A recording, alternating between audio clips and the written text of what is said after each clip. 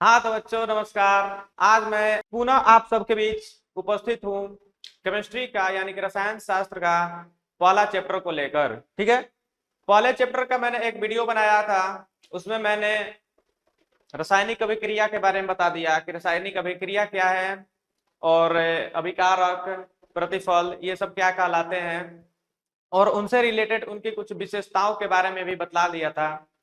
और मैंने कुछ बेसिक सी जानकारी आप लोगों को केमिस्ट्री के बारे में भी मुहैया करा दी थी। ठीक है, तो आज हम लोग क्या पढ़ेंगे?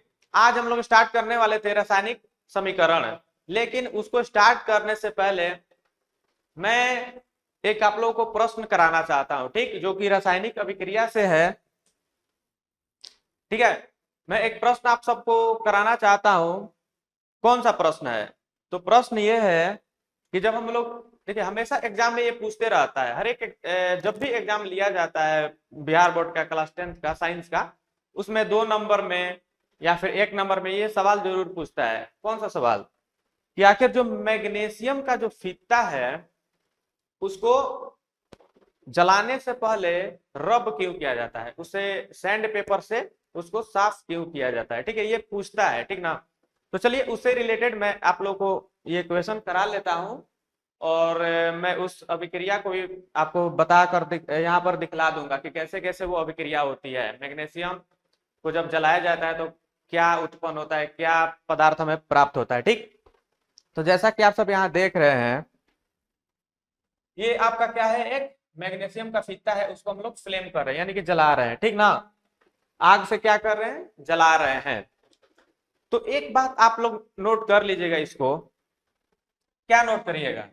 नोट कर लीजिएगा कि जब भी हम लोग, मतलब कि हम लोग अभी क्या पढ़ रहे हैं? केमिस्ट्री पढ़ रहे हैं। तो केमिस्ट्री यानी कि रसायन शास्त्र में किसी भी वस्तु को अगर जलाने के लिए कहेगा, मान लीजिए हम लोग किसी भी वस्तु को जलाएं, तो सीधा सीधा उसका कहने का मतलब यह है कि उस वस्तु को ऑक्सीजन के साथ अभिक्रिया करा रहे हैं। क्योंकि अगर हम किसी भी वस्तु को जलाएंगे तो ऑक्सीजन के संपर्क में आएगा ही आएगा, क्योंकि आग ऑक्सीजन के उपस्थिति में ही लगती है, ठीक ना। तो जलाने का तात्पर्य यह है कि किसी भी वस्तु को क्या करा रहा है, वो ऑक्सीजन से अभिक्रिया करा रहा है। इसको आप लोग नोट कर लीजिएगा कि किसी वस्तु को, किसी पदार्थ को लिख लीजिए, किसी पदार्थ को जलाने का मतलब, जलाने का मतलब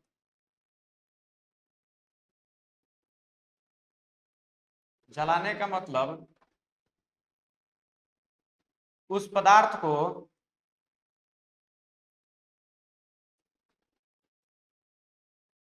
उस पदार्थ को ऑक्सीजन से अभिक्रिया कराना है। ऑक्सीजन से, हिंदी पर मत जाइएगा भाई, हिंदी मान लीजिए मैं गलती लिख देता हूं तो वैसे भी इसमें उतना दिक्कत नहीं है। आप लोग साइंस पढ़ रहे हैं तो हिंदी क्या, उसमें मतलब हिंदी जब पढ़िएगा, हिंदी का एग्जाम दीजिएगा, उसमें आप लोग सही सही लिखिएगा, इसमें कोई दिक्कत नहीं। सिर्फ समझ लीजिए क्या होता है, उस पदार्थ को ऑक्सीजन से अभिक्रिया कराना, उस पदार्थ को ऑक्सीजन से अभिक्रिया कराना, अभिक्रिया कराना। इसको आप लोग नोट कर लीजिएगा और याद कर लीजिएगा, ठीक है। जब भी हम लोग आग लगाएंगे, किसी भी पदार्थ में आग लगाएंगे, तो उसमें क्या होगा, वो पदार्थ ऑक्सीजन से अभिक्रिया कर लेगा, ठीक है, और उसका ऑक्साइड बना लेगा। क्या बना लेगा? ऑक्साइड बना लेगा। जैसा कि आप सब देख रहे हैं कि अगर हम मैग्नीशियम के फीते को जलाते हैं तो हमें क्या प्राप्त होता है? Magnesium oxide. क्या प्राप्त होता है? MgO, मैग्नीशियम ऑक्साइड प्राप्त होता है, ठीक ना। तो हम लोग इसको लिखेंगे Mg, उसको जलाएंगे कैसे? मान लीजिए हम लोग किसी भी चीज से जला दिए Mg को, यहाँ पर देख लीजिए दिखाया गया है, यहाँ पर साफ, यहाँ जलाया जा रहा है, तो हमें क्या प्राप्त हो रहा है? यहाँ चूर्ण के रूप में मैग्नीशियम ऑक्साइड प्राप्त हो रहा है। क्या हो रहा है? मैग्नीशियम ऑक्साइड प्राप्त होता है, ठीक ना। मैग्नीशियम ऑक्साइड प्राप्त होता है। चलिए हम लोग देखते हैं, यहां हम सब देख रहे हैं क्या प्राप्त हुआ? Magnesium oxide. लेकिन प्रश्न क्या उठता है, सवाल क्या पूछता है एग्जाम में? एक सवाल पूछता है, क्या सवाल पूछता है? पूछता है यही कि मैग्नीशियम के फीते को जलाने पर मैग्नीशियम के फीते को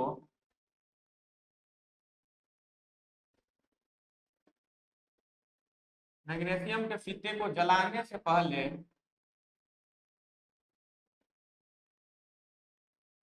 जलाने से पहले मैग्नीशियम के फीते को जलाने से पहले उसको सैंड पेपर से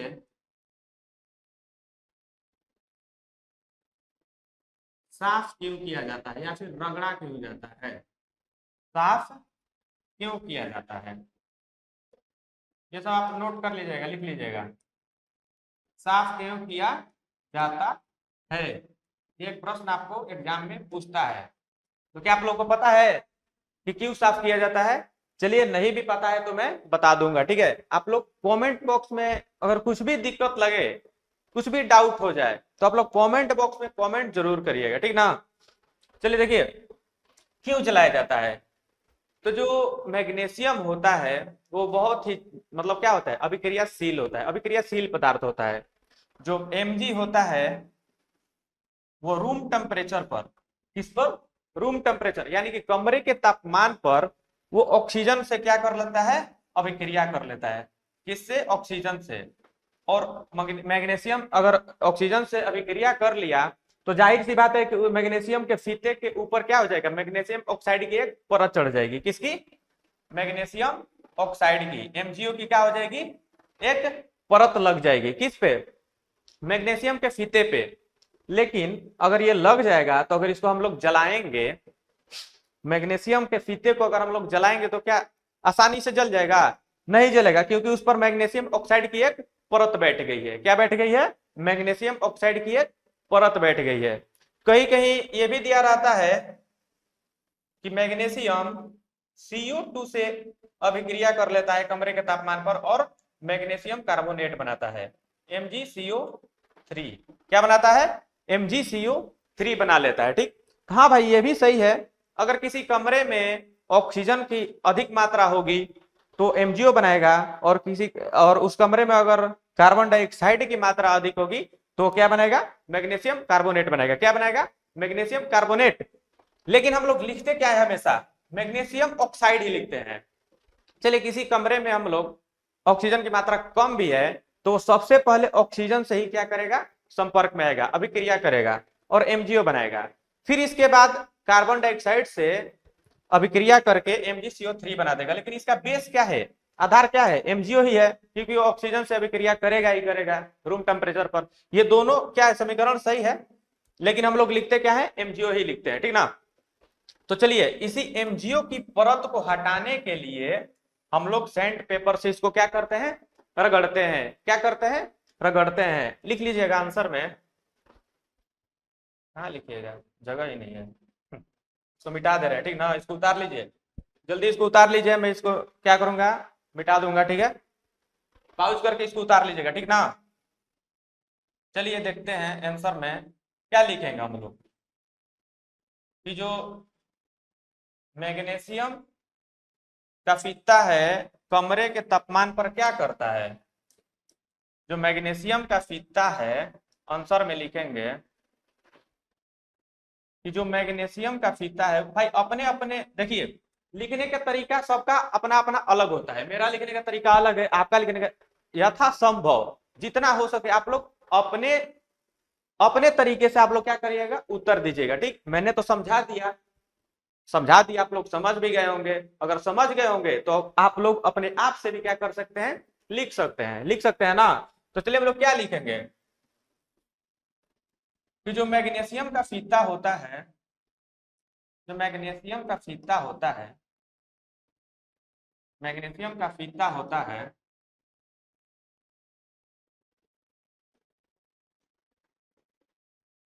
प्रैक्टिकल में भी ये सब पूछता है, ठीक ना। ये सब प्रैक्टिकल में भी पूछ देता है, तो आप लोग पहले से ही क्या रहिए, तैयार रहिए कि आप लोगों से कोई अगर मास्टर प्रश्न भी पूछ दिया, कोई टीचर, आप लोग अपने कॉलेज में जाइएगा ना प्रैक्टिकल का एग्जाम देने, तो वहां पर मान लीजिए पूछ दिया, मौखिक भी होता है वहां पे, तभी आपके नंबर मिलते हैं। तो अगर वहां पूछ दिया ये सवाल तो आप लोग क्या करिएगा, इसका जवाब एकदम दे दीजिएगा।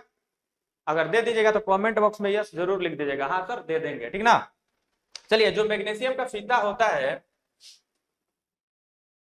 कमरे के तापमान पर, कमरे के तापमान पर, रूम टेम्परेचर पर, कमरे के तापमान पर Mg यानी मैग्नीशियम से अभिक्रिया करके, कमरे के तापमान पर, यहां मैग्नीशियम गलती हो गया सॉरी, ऑक्सीजन यानी O2 से, किससे, O2 से, इसको क्या करते हैं, ऑक्सीजन को O2 से डिनोट करते हैं। इसको याद रखना बहुत ही जरूरी है, ये याद नहीं रहेगा तो आप लोग समीकरण बना ही नहीं पाएंगे, ठीक। O2 से क्या करता है, अभिक्रिया करके, कमरे के तापमान पर O2 से अभिक्रिया करके,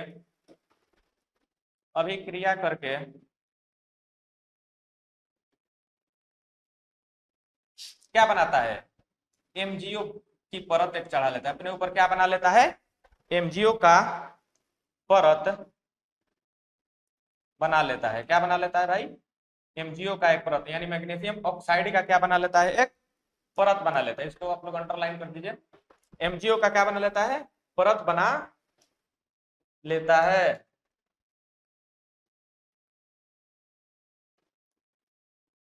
इसी परत यानी MgO की परत को हटाने के लिए,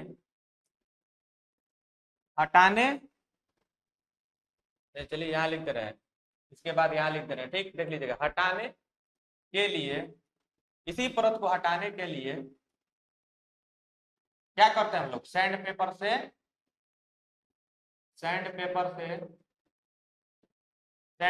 क्या करते हैं, साफ करते हैं।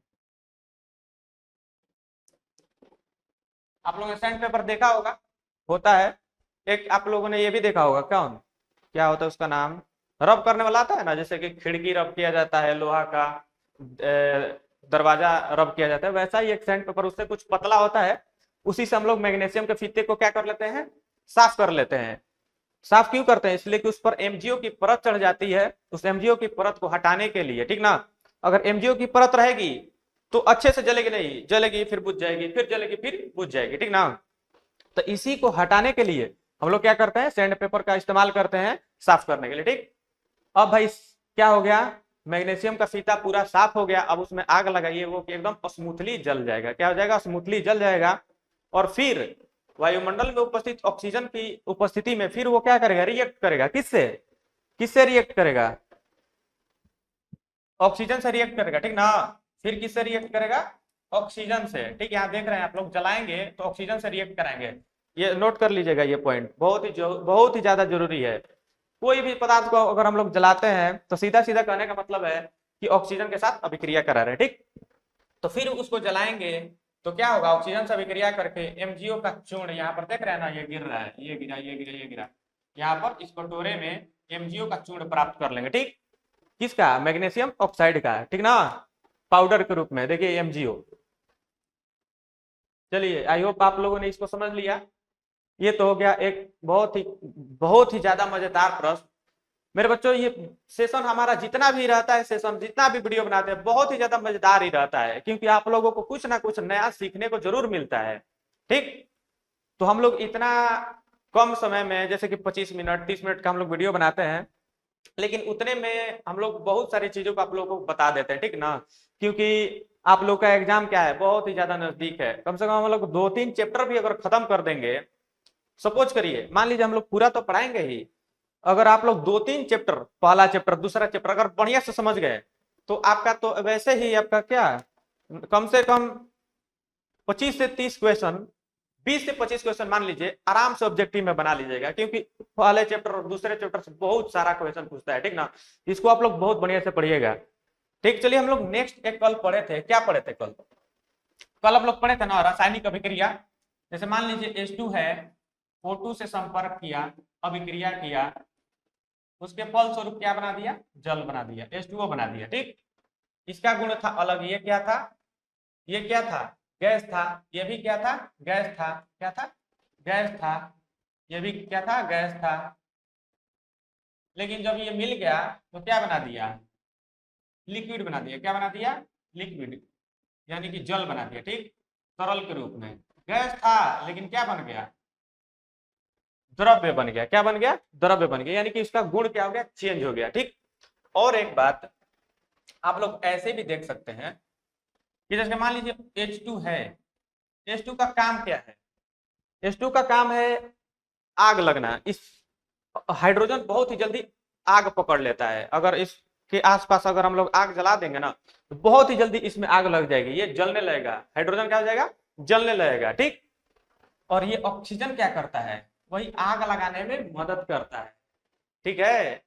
कैसे, घी में आग डालना आप लोगों ने मुहावरा पढ़ा होगा, आग में घी डालना, सॉरी आग में घी डालना। तो वो ऑक्सीजन वही काम करता है कि अगर ऑक्सीजन जहां बढ़ा देंगे, ऑक्सीजन की मात्रा अगर जहां आग लगी है वहां अगर ऑक्सीजन की मात्रा बढ़ा देंगे तो क्या होगा, आग और जल्दी जल्दी फैलने लगेगा, ठीक ना।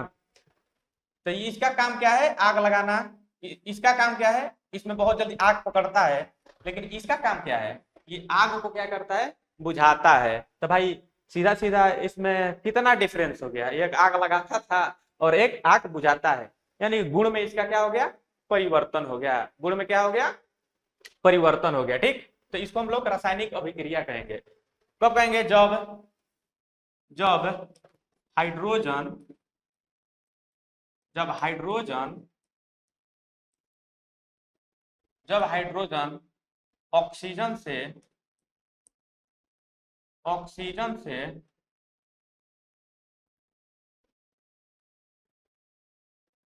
अभिक्रिया करता है, अभिक्रिया करता है, तो फलस्वरूप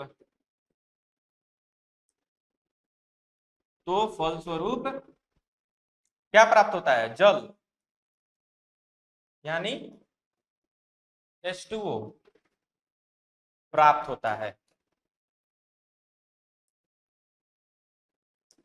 चलिए देखिए यहां पर ये चीज और ये चीज दोनों क्या है, सेम है। लेकिन इसको हम लोग क्या बोलेंगे, रासायनिक अभिक्रिया बोलेंगे। क्या बोलेंगे, रासायनिक अभिक्रिया। क्या हम लोग लिखेंगे, ऐसा लिख सकते हैं, लेकिन बहुत ही ज्यादा स्पेस कंज्यूमिंग हो जाएगा, बहुत ही ज्यादा स्पेस ले लेगा, इतना लिखना अच्छा नहीं होगा। लिखने का तरीका क्या होता है, ये होता है, बस इसी लिखने के तरीके को हम लोग क्या कहते हैं, रासायनिक समीकरण।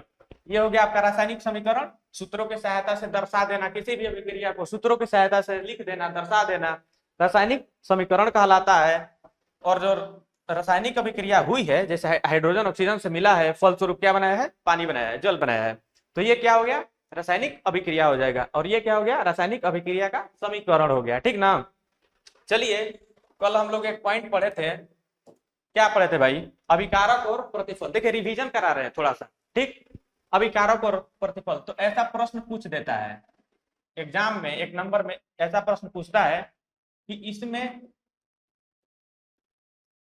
कौन अभिकारक है, अभिकारक है, इसमें कौन अभिकारक है। देखिए मान लीजिए पहला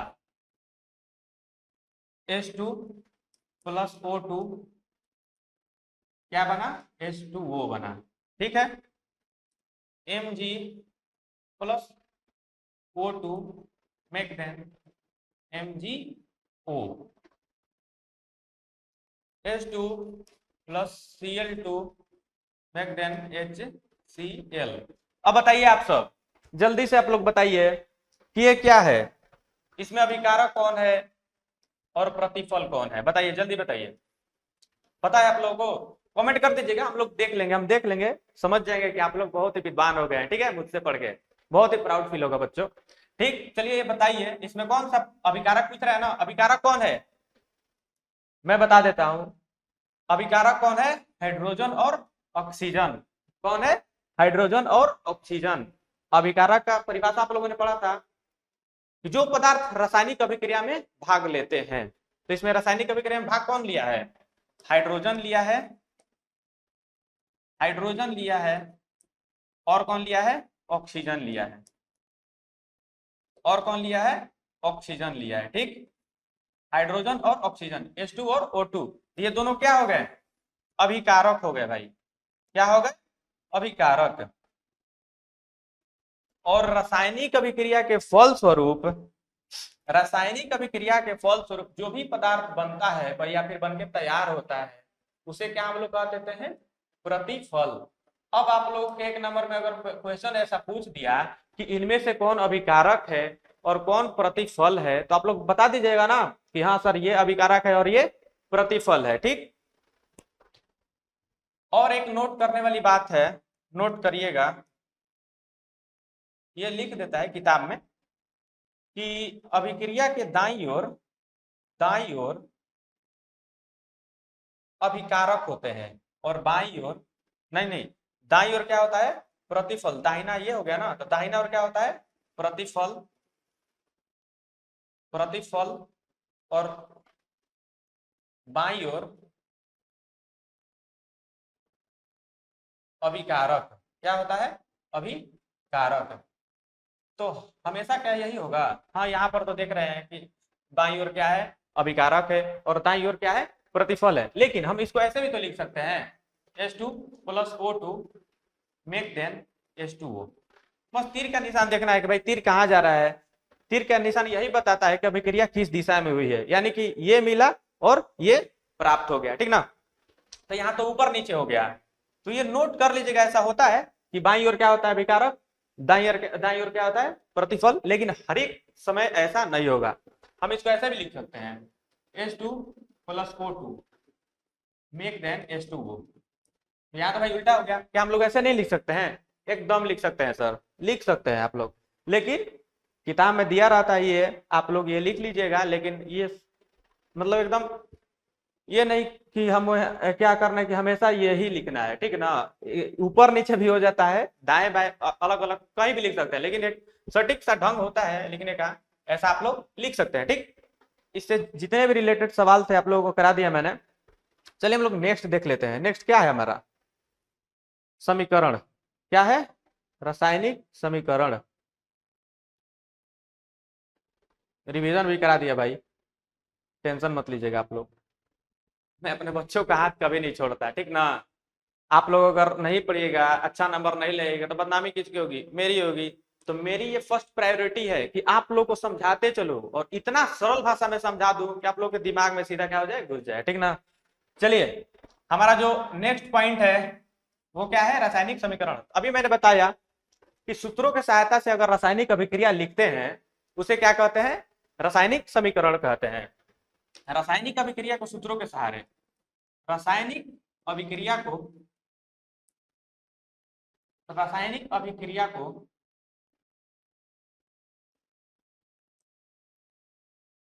सूत्रों के सहारे लिखना। सूत्रों या फिर संकेतों के सहारे, सूत्रों और संकेतों के सहारे लिखना बहुत ही एकदम इजी है।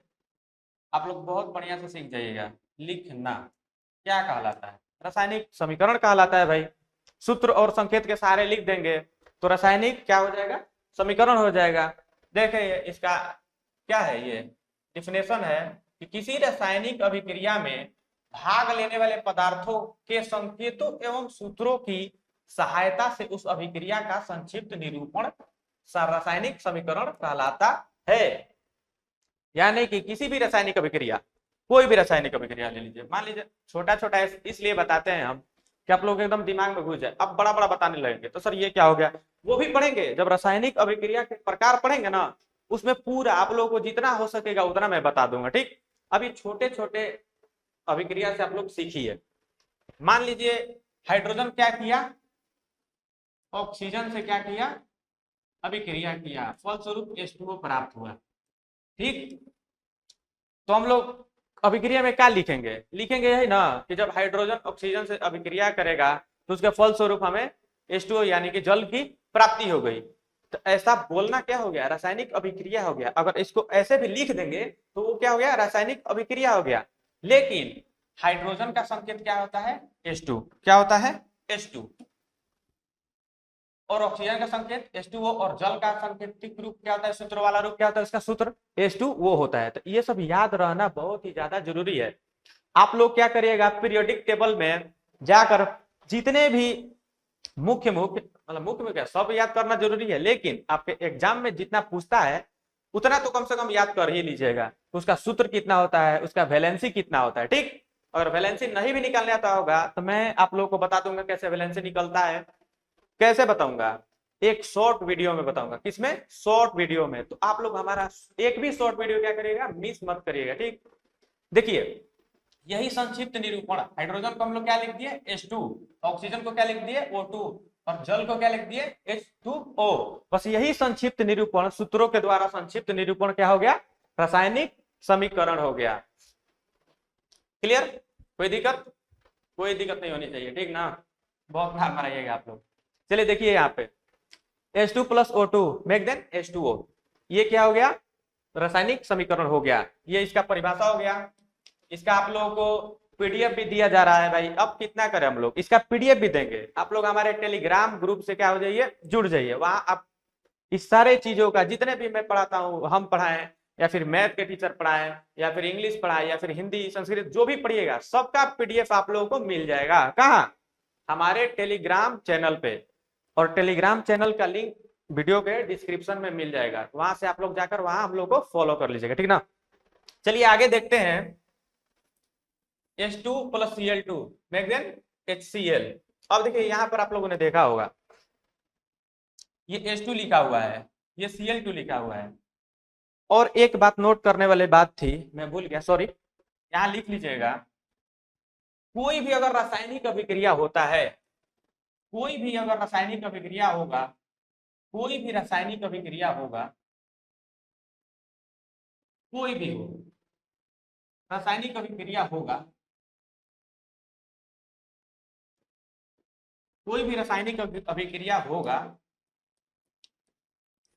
तो उसमें भाग लेने वाले तत्व या फिर पदार्थ मतलब जितने अमाउंट में होंगे, यानी कहने का मतलब यह है कि हाइड्रोजन अगर 2 है तो अगर वो ऑक्सीजन, और देख लीजिए ऑक्सीजन भी अगर 2 है तो फल स्वरूप यहाँ हमारा जो भी प्रोडक्ट बनेगा उसमें भी इसमें जितना इसमें परमाणु होगा, यानी ऑक्सीजन के कितने परमाणु है, 2 परमाणु है, वो अपना परमाणु कभी नहीं खोता है। जितना परमाणु लिए रहेगा उतना ही परमाणु प्रोडक्ट में भी दे देगा, एकदम देना ही देना है, कभी भी वो अपना परमाणु नहीं खोता है, ठीक। जैसे कि आप लोगों ने पढ़ा होगा कि ऊर्जा ना ही डिस्ट्रॉय हो सकती है ना ही बनाई जा सकती है, सिर्फ एक माध्यम से दूसरे माध्यम में डाली जा सकती है। वैसे ही जो भी पदार्थ के परमाणु होंगे या फिर अणु होंगे वो क्या करेंगे, अगर अभिक्रिया होने से पहले जितने मात्रा में रहेंगे, अभिक्रिया होने के बाद भी वो उतने ही मात्रा में रहेंगे, ये निश्चित है, ठीक। ये बात आप लोग ध्यान दीजिएगा। तो यहां देखिए हाइड्रोजन कितना अणु है, 2, ऑक्सीजन के कितने हैं, 2, यहाँ H2O बना, यहाँ हाइड्रोजन तो 2 है लेकिन ऑक्सीजन क्या हो गया, 1 हो गया। तो अब इसको हम लोग क्या करेंगे, यहाँ तो भाई दिक्कत हो गया, हाइड्रोजन 2 है लेकिन ऑक्सीजन क्या है, 1 ही है। तो भाई एक ऑक्सीजन का एक अणु गया कहाँ आखिर, तो कहीं नहीं गया। बस जल में जितने कण होंगे, ये एक जल का एक कण है मान लीजिए, ठीक, जल का एक कण, लेकिन इससे बहुत सारे जल के कण बने होंगे, 2, 3, 4 मतलब बहुत सारे क्या बने होंगे, जल के कण बने होंगे। उन सारों को मिलाकर यहाँ पर हम लोग क्या करेंगे, इसको संतुलन में ला देंगे, क्या कर देंगे, बैलेंस कर देंगे। तो वही यहाँ दिया हुआ है, क्या दिया हुआ है कि जो रासायनिक समीकरण होते हैं वे 2 प्रकार के होते हैं। कौन कौन, संतुलित एवं असंतुलित रासायनिक समीकरण। रासायनिक समीकरण 2 होते हैं, संतुलित और असंतुलित। जैसा कि आप यहाँ देख रहे हैं, क्या देख रहे हैं, यहाँ हम लोग लिखेंगे H2 + O2 make then H2O। अब यहाँ आप लोग देखिएगा, देखिए यहाँ पे पहले हाइड्रोजन कितना था, यहाँ पहले था 2, ऑक्सीजन था 2, ठीक। अब हाइड्रोजन कितना है, 2 है, ऑक्सीजन कितना है, 1 है। तो भाई एक हाइड्रोजन एक ऑक्सीजन तो खत्म हो गया, गायब हो गया, कहाँ चला गया, वो गया कहीं नहीं है, उसी में मिल गया है, ठीक। 4-5 अणु बना दिए हैं उसको मिलाकर फिर हम लोग क्या करेंगे, उसको संतुलित करेंगे, ठीक ना। तो इसको हम लोग क्या करेंगे, असंतुलित कहेंगे, क्योंकि ये संतुलन में नहीं है, क्योंकि इसका अणु की संख्या दाईं ओर अलग है और बाईं ओर अलग है। दोनों ओर अगर सेम रहता तो आप कह सकते थे क्या था, कि ये संतुलन में था, ठीक ना। लेकिन यहाँ संतुलन में नहीं है। बस हम लोग इस प्रक्रिया को भी सीखेंगे, क्या करना, अभिक्रिया को संतुलित करना। तो चलिए सबसे पहले इसका डिफिनेशन देख लेते हैं। कह रहा है कि संतुलित रासायनिक समीकरण क्या है, वैसा समीकरण जिसमें दोनों तरफ के प्रत्येक तत्व के परमाणुओं की संख्या समान होती है। दोनों तरफ के परमाणुओं की संख्या क्या होती है, समान होती है। वैसे इक्वेशन को हम लोग क्या कहेंगे, संतुलित equation, balance equation, sorry English Hindi भुला गया। देखिए संतुलित समीकरण यानी कि बैलेंस्ड इक्वेशन, ठीक। दोनों ओर परमाणु की संख्या क्या होनी चाहिए, समान होनी चाहिए। देखिए यहाँ पे हाइड्रोजन और क्लोरीन मिलके क्या बना दिया, हाइड्रोक्लोरिक अम्ल बना दिया, ठीक। H2 + Cl2 make then 2HCl। तो यहाँ देखिए बाईं ओर देखिए हाइड्रोजन कितना है, 2 है, क्लोरीन कितना है, 2 है, और दाईं ओर क्या है, हाइड्रोजन भी 2 है और क्लोरीन भी 2 है। इसके आगे 2 लग गया, यानी कि हाइड्रोजन भी 2 हो गया और क्लोरीन भी क्या हो गया, 2 हो गया। जब आपको संतुलन करने को सिखाएंगे, संतुलित करने को, तो उसमें सारे नियम बताएंगे कि कैसे संतुलित करेंगे, कैसे उसको संरचना करेंगे, सारी चीज बता देंगे, ठीक। तो अभी देख लीजिए यहाँ पे 2 इधर भी है, 2 इधर भी है, क्या है, बराबर है, दोनों तरफ क्या है, बराबर है। तो ये क्या हो गया, एक संतुलित समीकरण हो गया। क्या हो गया, संतुलित रासायनिक समीकरण, ठीक ना। ये हो गया आपका पहला। और हम लोग दूसरा देख लेते हैं। दूसरा क्या है, असंतुलित, असंतुलित रासायनिक समीकरण। वैसा रासायनिक समीकरण जिसमें दोनों तरफ के प्रत्येक तत्व के परमाणु की संख्या समान नहीं होती है। भाई प्रत्येक तत्व, जितना तत्व भाग लिया है, एक हाइड्रोजन भी तत्व है, क्लोरीन भी तत्व है, ये दोनों तत्व की जो ये क्या है, संख्या है परमाणुओं की, वो इधर भी और उधर भी क्या होनी चाहिए, बराबर होनी चाहिए। भाई देखिए यहाँ पर H2 + Cl2 make then HCl बनता तो हाइड्रोक्लोरिक अम्ल ही है। हाइड्रोक्लोरिक अम्ल का क्या होता है सूत्र, HCl ही होता है, लेकिन वहां 2 क्यों लगाए थे, उसको संतुलित करने के लिए। क्यों, संतुलित करने के लिए, ठीक। ये देखिए हाइड्रोजन कितना है, 2 है, क्लोरीन कितना है, 2 है, इधर दाईं ओर क्या हो गया, हाइड्रोजन 1 हो गया, क्लोरीन 1 हो गया, एक एक गायब हो गया भाई। यानी कि HCl का एक जो अणु बनकर तैयार हुआ है, वो हाइड्रोजन के एक अणु और क्लोरीन के एक अणु मिलाकर ही बना सकते थे। लेकिन हाइड्रोजन का 2 अणु रहता है, कभी भी वो 2 अणु लेकर जाएगा, 2 परमाणु लेकर जाएगा, और क्लोरीन हमेशा 2 परमाणु लेकर ही जाएगा। तो यहाँ हम लोग 2 कर देंगे तो ये क्या हो जाएगा, संतुलित हो जाएगा। हो जाएगा कि नहीं हो जाएगा, इसको हम लोग आगे पढ़ लेंगे। लेकिन ये क्या है, अभी असंतुलित है। क्या है, असंतुलित। सिर्फ संतुलित और असंतुलित में अंतर यही है, और कुछ नहीं है, ठीक ना। ये हो गया आपके संतुलित और असंतुलित रासायनिक समीकरण। चलिए अब कुछ समीकरण अगर हम लोग लिखते हैं, यानी कि जो भी रासायनिक अभिक्रिया हुई है, ऑब्वियस सी बात है होती है, तो रासायनिक अभिक्रिया होती है, तो हम लोग समीकरण के रूप में क्या करते हैं, रासायनिक अभिक्रिया को लिखते हैं। तो भाई लिखने के कुछ तो फायदे तो होबे करेंगे, होगा कि नहीं होगा, कुछ तो फायदा होगा ही। समीकरण अगर लिख रहे हैं तो कुछ तो फायदा होगा, एकदम फायदा है। देखिए रासायनिक समीकरण लिखने के फायदे, ये क्वेश्चन पूछ देता है कि रासायनिक समीकरण लिखने के क्या फायदे हैं। तो हम लोग पहला नंबर पे ये लिख सकते हैं ना कि रासायनिक समीकरण लिखने में, रासायनिक समीकरण लिखने में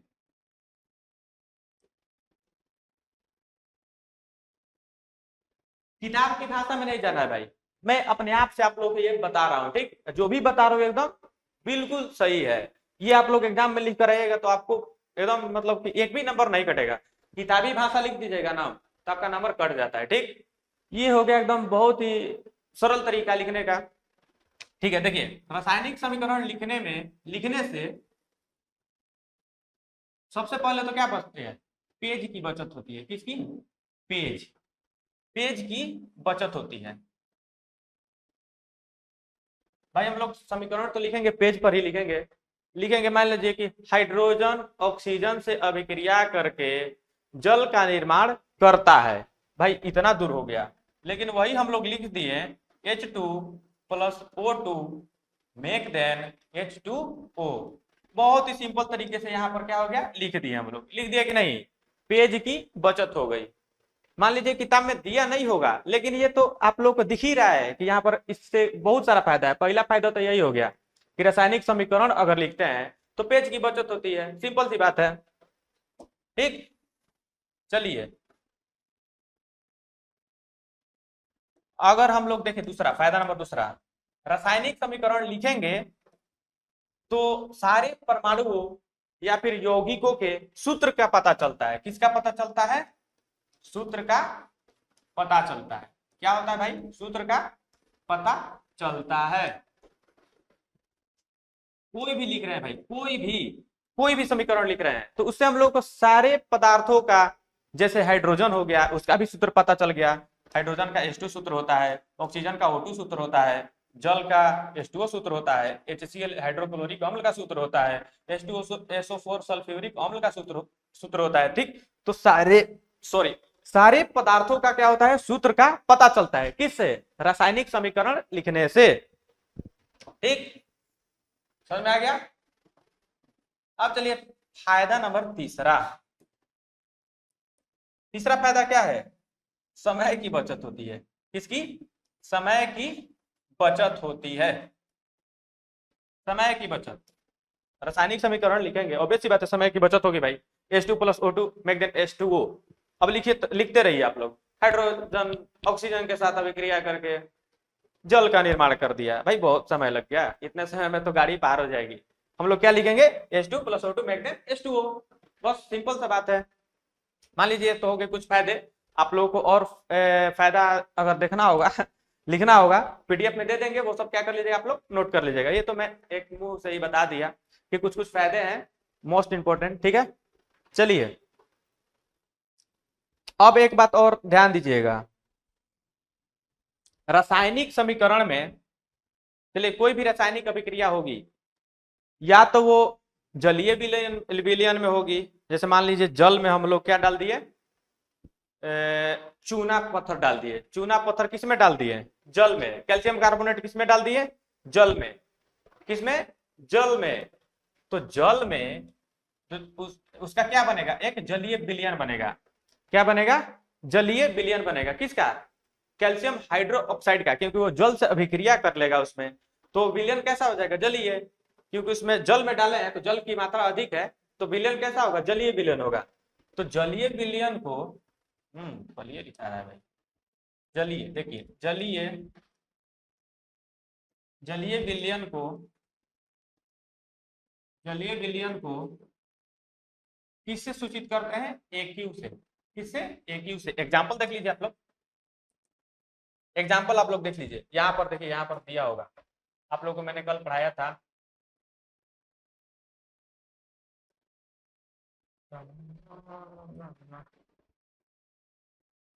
चला गया भाई।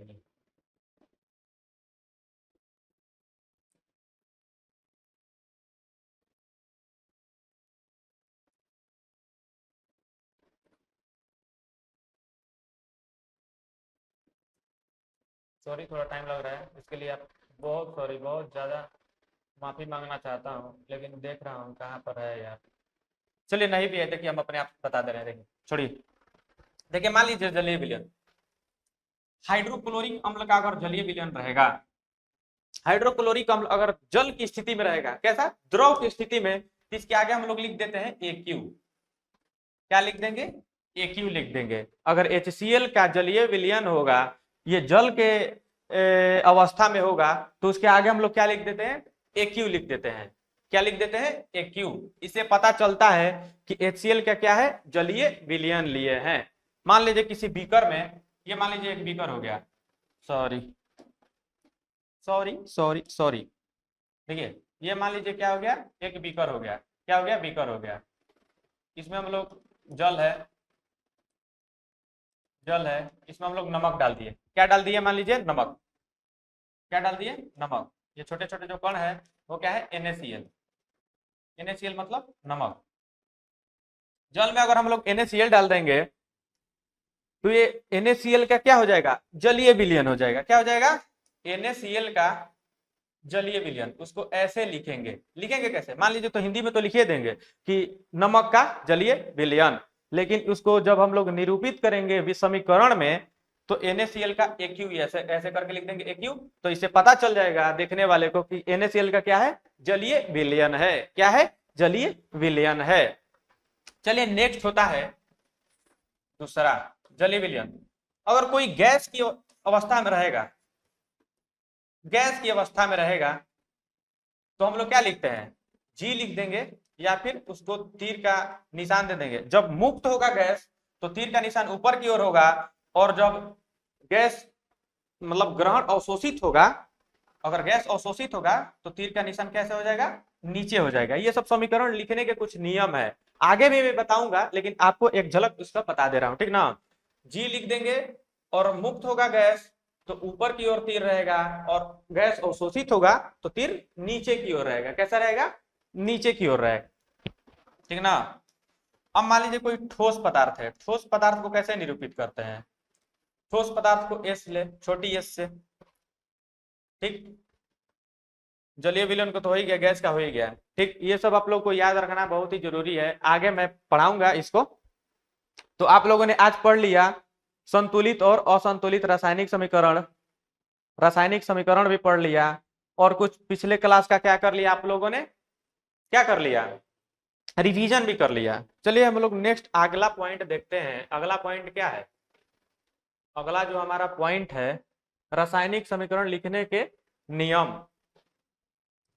नियम बता रहे थे, एक झलक दे दिए थे। चलिए देखिए पहला नियम क्या है, रासायनिक समीकरण लिखने के नियम। देखिए जो हमारा रासायनिक समीकरण, रासायनिक अभिक्रिया को रासायनिक समीकरण के रूप में लिखने के लिए निम्नलिखित नियमों का पालन करना पड़ता है। अगर एग्जाम में पूछ दिया ये प्रश्न कि रासायनिक समीकरण लिखने के नियम की विवेचना करें, या फिर रासायनिक समीकरण के लिखने के कैसे नियम होते हैं, नियम क्या है, ऐसा प्रश्न पूछ दिया तो हम लोग लिखेंगे उत्तर में, आंसर में क्या लिखेंगे भाई, कि रासायनिक अभिक्रिया को रासायनिक समीकरण के रूप में लिखने के लिए निम्नलिखित नियमों का पालन करना पड़ता है। पॉइंट देकर लिखेंगे तो आपका ज्यादा नंबर मिलेगा। किसी भी चीज को पॉइंट देकर लिखिएगा, अगर ऐसे 1 2 3 4 ऐसे करके, और हाईलाइटेड भी करते जाइएगा ऐसे, तो आपका नंबर बहुत ज्यादा मिलेगा। क्या मिलेगा, 5 नंबर का अगर होगा तो 5 में 5 एकदम मिलेगा ही मिलेगा, एक भी नंबर आपका नहीं कटेगा। लिखने का यही तरीका होता है सही। और आप लोग जितना भी लिखिएगा उत्तर अपने शब्दों में ही लिखिएगा, किताबी भाषा नहीं, अपने शब्दों में। आप जैसे बोलते हैं उन्हीं शब्दों में क्या कर देना है, थोड़ा सा जैसे कि सजा कर लिख देना है, वैसे लिखिएगा तो आपका क्या होगा, ज्यादा नंबर मिलेगा, ठीक। चलिए देखिए पहला नियम क्या है, अभिक्रिया के अभिकारकों को उनके संकेतों या अणुसूत्र के पदों में समीकरण के बाईं ओर लिखा जाता है, ठीक। अभिकारकों, अभी मैंने बताया था ना पहले, अब तो पहचान जाइएगा अभिकारक कौन है, प्रतिफल कौन है, मैंने प्रश्न भी करा दिया। देखिए मान लीजिए H2O2 मेक देन H2O, ये हो गया आपका रासायनिक समीकरण। रासायनिक अभिक्रिया है लेकिन ऐसे लिख देंगे तो उसको समीकरण कहेंगे। अभिकारक कौन हो गया, हाइड्रोजन और ऑक्सीजन क्या हो गया, अभिकारक हो गया। तो इसको समीकरण के बाईं ओर लिखते हैं, अभिकारकों को कहां लिखते हैं, समीकरण के बाईं ओर लिखते हैं। एक लिखने का बहुत ही बढ़िया नियम है भाई, इसको ऐसे भी लिख सकते हैं, लिख सकते हैं H2 + O2, कोई गलती नहीं है। मेक देन H2O, ऊपर नीचे भी लिख सकते हैं, लेकिन सबसे सटीक जो तरीका है वो क्या है, यही है। तो पहला नियम क्या हो गया, अभिक्रिया के अभिकारकों को उनके संकेतों या अणुसूत्र के पदों में, संकेत या अणुसूत्र है उनके पदों में समीकरण के बाईं ओर लिखा जाता है। कहां लिखा जाता है, समीकरण के बाईं ओर लिखा जाता है, जैसा कि आप सब देख रहे हैं। चलिए दूसरा देखते हैं, अभिकारकों के सूत्रों के बीच धन चिन्ह यानी कि प्लस दिया जाता है। अभिकारक, अभिकारक कौन है बता दीजिए, आप लोग कमेंट कर दीजिएगा। अभिकारक है हाइड्रोजन और ऑक्सीजन। जब ये अभिक्रिया करेगा, अभिक्रिया करेगा, क्या करेगा, अभिक्रिया करेगा, अगर ये अभिक्रिया कर रहा है तो उसके बीच में हम लोग धन चिन्ह देंगे, एकदम जरूर देंगे। जब एक से अधिक पदार्थ अभिक्रिया करेगा, वो कोई भी हो, Mg हो, ऑक्सीजन से अगर अभिक्रिया करेगा तो उसको कैसे लिखेंगे? लिखेंगे प्लस का चिन्ह देकर कि ये इसके साथ जुड़ गया। प्लस का चिन्ह क्या बताता है? जुड़ना, मिलना या फिर अभिक्रिया करना। तो Mg ऑक्सीजन से क्या किया? अभिक्रिया किया। इसका मतलब यही हुआ। तो हम लोग क्या करते हैं? अभिकारकों के बीच में धन चिन्ह यानी कि प्लस का चिन्ह देते हैं। ये लिखने का नियम है। चलिए तीसरा है, अभिक्रिया के प्रतिफलों को उनके संकेतों या अणुसूत्र के पदों में समीकरण के दाईं ओर लिखा जाता है। ठीक, यहां देखिए क्या है, ये हो गया प्रतिफल। प्रतिफल के रूप में हमें प्राप्त हुआ था क्या? जल प्राप्त होता है। तो उसका अणुसूत्र क्या होता है? H2O होता है। क्या होता है? H2O होता है। तो H2O को अभिक्रिया के कहा लिखा गया है? दाईं ओर लिखा गया है। बस यही तीसरा नियम है। चलिए चौथा नियम देख लेते हैं। प्रतिफलों के सूत्रों के मध्य धन चिन्ह, प्रतिफलों के सूत्रों के भी मध्य धन चिन्ह, धन चिन्ह भाई कैसे होता है? धन चिन्ह दिया जाता है। चलिए एक और बात, मान लीजिए यहां पर ZnSO4 जिंक सल्फेट अगर Cu यानी कॉपर से अभिक्रिया करेगा तो क्या बनेगा? CuSO4 plus Zn। क्या बनेगा? Plus Zn। CuSO4 plus CuSO4 plus Zn is equal to zinc ज्यादा होता है, कॉपर ज्यादा हो या फिर जिंक? सॉरी यहाँ पर कुछ ध्यान पर नहीं है, सॉरी इसके लिए। चलिए देखिए, लेकिन एक बता दे रहे समीकरण लिखने का नियम है ये। ZnSO4 प्लस Cu अगर करेंगे, जिंक सल्फेट को अगर Cu से अभिक्रिया कराएंगे तो कॉपर क्या होता है? जिंक को हटा देगा। क्या कर देगा? हटा देगा। और क्या हो जाएगा? CuSO4 plus Zn। यानी कि प्रतिफल भी अगर दो प्राप्त हुआ है, यानी प्रतिफल में भी दो पदार्थ बना है, तो उन दोनों पदार्थों के बीच में भी हम लोग क्या करेंगे? धन चिन्ह देंगे। क्या देंगे? धन चिन्ह देंगे। उसको मिटा देते हैं इसलिए कि पूरा कंफर्म नहीं है इस पे, लेकिन बस मेरे को ये बताना था कि धन चिन्ह कैसे दिया जाता है। ठीक, अगर दो प्रतिफल प्राप्त हुआ है, अभिक्रिया के फलस्वरूप दो प्रतिफल प्राप्त हुआ है, मान लीजिए ये लिखिए, ये सही होगा। HCl है, इसको अगर हम लोग इलेक्ट्रोलाइसिस करेंगे यानी कि इसमें इलेक्ट्रॉन प्रवाहित करेंगे तो ये हाइड्रोजन और क्लोरीन में क्या हो जाएगा? पुनः टूट जाएगा। ठीक, तो अभिक्रिया किसके साथ हुआ? HCl के साथ हुआ। इलेक्ट्रॉन इसमें प्रवाहित किए, इलेक्ट्रॉन इसमें प्रवाहित करेंगे तो एक टूट कर फिर से हाइड्रोजन और क्लोरीन में परिवर्तित हो जाएगा। तो ये हो गया आपका अभिकारक और ये क्या हो गया? प्रतिफल, क्योंकि ये पहले ये था, बन गया क्या? ये। तो इसके बीच में भी क्या देंगे? धन चिन्ह देंगे। ठीक, अगर एक से अधिक प्रतिफल प्राप्त होगा तो उसके मध्य क्या दिया जाता है? धन चिन्ह दिया जाता है। यही आपका चौथा है। चलिए आगे देखते हैं, और कोई है? चलिए पांचवा, अभिकारकों और प्रतिफलों को एक तीर चिन्ह द्वारा अलग अलग प्रदर्शित किया जाता है। तीर चिन्ह यह दिखाता है कि अभिक्रिया किस दिशा की तरफ हो रही है। देखिए ये क्या हो गया? ए और बी भाग लिया अभिक्रिया में। क्या हुआ? ए और बी अभिक्रिया में क्या किया? भाग लिया। ए और बी अभिक्रिया में भाग लिया, उसके फलस्वरूप सी और डी प्रतिफल प्राप्त हुआ। क्या प्राप्त हुआ? सी और डी प्रतिफल प्राप्त हुआ। मान लीजिए कोई दो पदार्थ भाग लिया है, उसके फलस्वरूप दो पदार्थ का निर्माण हुआ जिसका बिल्कुल गुण धर्म क्या है? अलग अलग है। ठीक, तो ये तीर का चिन्ह हम लोग क्यों देते हैं? क्योंकि ए और बी भाग लिया है और सी और डी की प्राप्ति हुई है। यानी कहने का मतलब यह है कि इसकी जो दिशा है वो इधर है। पहले ये था, अब हमारे पास क्या प्राप्त हो गया? ये प्राप्त हो गया। तीर का चिन्ह यही दिखाता है। अगर तीर का चिन्ह इधर रहता तो ये पहले ये हमारे पास था, अगर तीर का चिन्ह इधर कर देंगे, तीर का चिन्ह अगर इधर कर देंगे तो पहले ये मौजूद था, अभी क्या बन के तैयार हो गया? ए प्लस बी तैयार हो गया। बस यही कहने का मतलब है कि इससे हमें दिशा का पता चलता है कि अभिक्रिया किस दिशा में हुई है। ठीक, चलिए देखिए आगे देखिए, इस रासायनिक समीकरणों में ए और बी अभिकारक हैं जबकि सी और डी प्रतिफल है। मैंने पहले बता दिया, तीर चिन्ह यह बताता है कि ए और बी की अभिक्रिया के फलस्वरूप सी और डी बने हैं। बस यही था।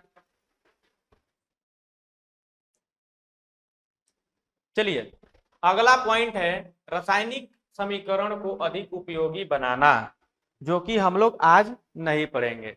इतना बहुत हो गया, बहुत ज्यादा समय। क्या करते हैं, इसका आप लोग घर पे क्या करिएगा, रिवीजन कर लीजिएगा, ठीक, एकदम बहुत बढ़िया से पढ़ लीजिएगा। आगे चल के और रासायनिक समीकरण कुछ कुछ मैं बताऊंगा कि कैसे कैसे होते हैं, कौन कौन सा विक्रिया होता है, वो मतलब बहुत सारे चीजों को क्या करूंगा मैं आपको आपके हाथों से क्या, मैं यहीं पर बोर्ड पर बताते जाऊंगा। जितना ज्यादा आप लोग क्वेश्चन करिएगा उतना ज्यादा आप लोगों के लिए अच्छा होगा, जितना ज्यादा क्वेश्चन करिएगा उतना ज्यादा अच्छा होगा, जल्दी याद होता है, ठीक ना। तो हम लोग कल पढ़ेंगे आगे रासायनिक अभिक्रिया को और उपयोगी कैसे बनाते हैं, ठीक। चलिए तब तक के लिए धन्यवाद, आपका दिन मंगलमय हो, ठीक ना। चलिए जय हिंद, मिलते हैं अगले वीडियो में। हाँ सॉरी, और एक बात, अगर अभी तक आप लोगों ने हमारे चैनल को सब्सक्राइब नहीं किया है तो जल्द से जल्द सब्सक्राइब कर लीजिए, शेयर कर दीजिए अपने दोस्तों के पास, अपने मित्रों के पास, अपने भाई बहन जितने भी पढ़ने वाले लड़के हैं जो कि क्लास 10th बिहार बोर्ड की तैयारी कर रहे हैं, उन सारे बच्चों के पास हमारे इस चैनल का क्या कर दीजिएगा, लिंक शेयर कर दीजिएगा, ठीक ना, ताकि वो लोग भी सब्सक्राइब कर ले, वो लोग भी पढ़ लें। ठीक, चलिए मिलते हैं अगले क्लास में, धन्यवाद।